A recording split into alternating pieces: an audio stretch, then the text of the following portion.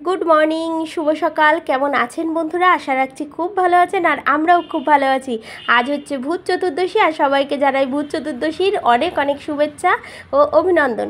বন্ধুরা, সকালবেলা ঘুম থেকে উঠে পুজো হয়ে গেছে, আর এই যে একটু পরেই দেখাচ্ছি আমি, দেখুন বারান্দাটা সুন্দর করে পরিষ্কার করে নিয়েছি, আর ঠাকুর ঘরটাও সুন্দর করে গুছিয়ে নিয়েছি। আর আজকে আপনাদের সাথে আমি আর অন্য কিছু শেয়ার করতে পারিনি, যেমন ধরুন কাজকর্ম, কারণ কি আজ একটুখানি পুজো, যেহেতু পরের দিনই কালী পুজো, আজকে এই যে ভয়েস দিচ্ছে আজ তো কালী পুজো, তাই আগের দিনে যেগুলো প্রস্তুতি থাকে সেগুলোই আপনাদের সাথে আমি শেয়ার করেছি।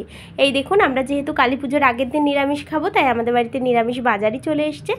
আর নিয়ে এসছে মানে ওই যে 14 রকম শাক আছে, সেটা আমাদের মধ্যে খেতে হয়। এটা তো পুরনো দিনের নিয়ম। যাই হোক, 14 রকম শাক, বেগুন, তারপরে আপনার পটল, আলু, যেগুলো লাগে সেগুলোই নিয়ে আসা হয়েছে। কারণ রান্না করেছিলাম হচ্ছে ছোলার ডাল, আর হচ্ছে এই 14 শাক, আর ভাজা করেছিলাম বেগুন ভাজা আর পটল ভাজা, আর করেছিলাম হচ্ছে পনির রান্না করেছিলাম। বন্ধুরা, আপনাদের সাথে মনে হয় আমি রান্নাটা শেয়ার করতে পারিনি, কারণ দেখাতেই পারিনি। আমি না খুব ব্যস্ততার মধ্যে ছিলাম। আর আমার মেজ দিদিরা আসবে, যেহেতু মানে এসেছে ভূত চতুর্দশীর দিনকে, আর আমি এইগুলোই সেই তখন গোছগাছ করছি। আর এই দেখুন, আমার বড় মেয়ে এই যে কানের দুল নিয়ে যাচ্ছে, আর এই যে পনিরটা আপনাদেরকে দেখাচ্ছে। আমি বললাম যে বন্ধুদেরকে একটু পনিরটা বাবু একটু দেখিয়ে দে। আর এই যে তারপরে এই যে 14 প্রদীপ, যেটা আমাদের মধ্যে নিয়ম আছে, সন্ধ্যাবেলায় 14 প্রদীপ জ্বালাতে হয়।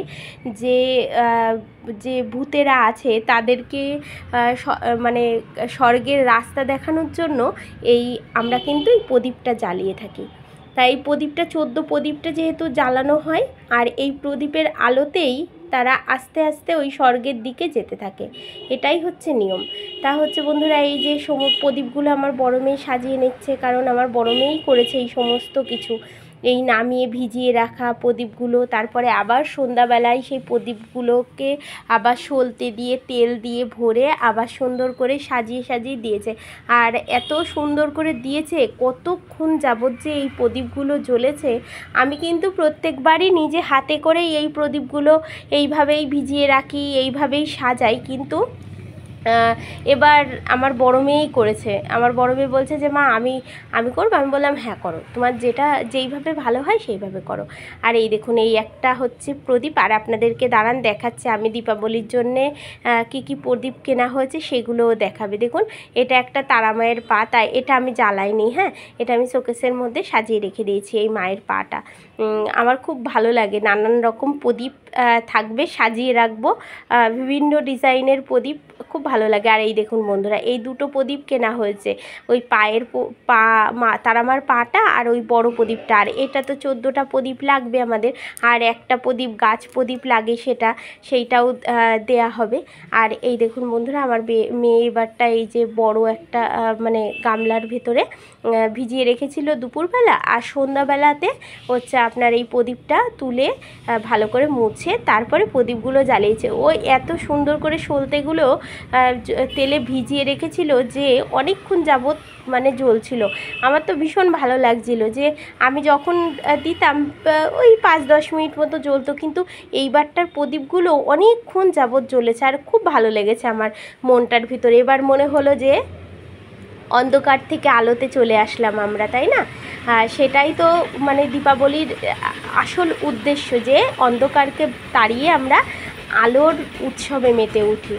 আর এই দেখুন, সন্ধ্যাবেলা পরে নিয়েছে শাড়ি, কিন্তু ওকে আমার দেখানো যাবে না, ও বারণ করে, বলে মা এখন না, আমি যেদিন বলবো সেদিন। তা যাই হোক, ও তো বড় হয়েছে, ওর নিজের একটা মতামত আছে, সেটাকেও আমাকে দাম দিতে হবে, যার জন্য ও যেটা বলে সেইভাবেই করার চেষ্টা করি।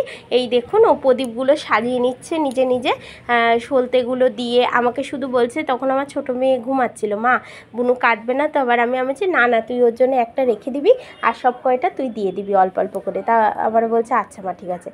এই দেখুন, ও এইভাবে সলতেগুলো এত সুন্দরভাবে দিয়েছে, নিজে নিজেই কত সুন্দরভাবে জ্বলেছে। আর এই যে সমস্ত প্রদীপ এবার আস্তে আস্তে এই দেখুন, একটা ছোট্ট একটা স্টিলের ঘটে তেলটা ঢেলে নিয়ে এবার সমস্ত তেলগুলো ওই সব প্রদীপে অল্প অল্প করে করে দিয়ে দিচ্ছে। আর যেহেতু একটা প্রদীপের থেকে আরেকটা প্রদীপে জ্বালাতে নেই, তাই একটা দেশলাইয়ের কাঠি দিয়েই জ্বালানো হয়েছে, মানে এক একটা প্রদীপ, হ্যাঁ, এক একটা প্রদীপ এক একটা দেশলাইয়ের কাঠি দিয়েই জ্বালিয়েছে।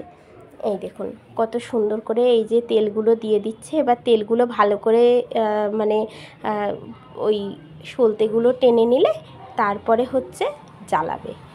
ও বেশ সুন্দর করে করলো দেখলাম। আসলে সবসময় বড়রাই যে ছোটদের শেখাবে তা কিন্তু না বন্ধুরা, ছোটদের কাছ থেকেও আমাদের অনেক কিছু শেখার আছে যেগুলো আমরা হয়তো জানি না। আর এই দেখুন কি সুন্দর করে সাজিয়ে নিয়েছে ও নিজেই একা একা। আর এই যে সব দিয়ে দিচ্ছে, আর একটু উলু দিয়ে দিচ্ছে ও।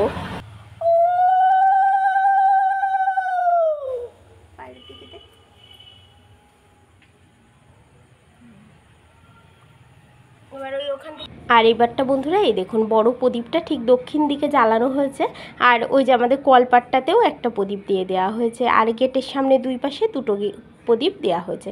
এবারটা আমরা যাব ছাদে। ছাদে এই যে প্রদীপ দেবে, এই যে একটা তুলসী তলায় দেওয়া হয়েছে, আর ছাদের দুই পাশে দুটো দেওয়া হয়েছে, হ্যাঁ, 14টা তো ওই মিলিয়ে মিশিয়ে দেওয়া হয়েছে। এই দেখুন সব দিয়ে দিচ্ছে এক এক করে দিয়ে দেওয়ার পর তারপরে নিচে এসে দেখি কি ছোটো মেয়ে ঘুম থেকে উঠে গেছে। তারপরে ওর যেই প্রদীপটা ছিল ওটা গীতাঞ্জলি জ্বালিয়ে দিয়েছে, ওইটা আবার এই দেখুন ওদের ঘরে এই জানলার উপরে দিয়ে দিল। বন্ধুরা তাহলে ভিডিওটা এখানেই শেষ করছি, আবার দেখা হবে।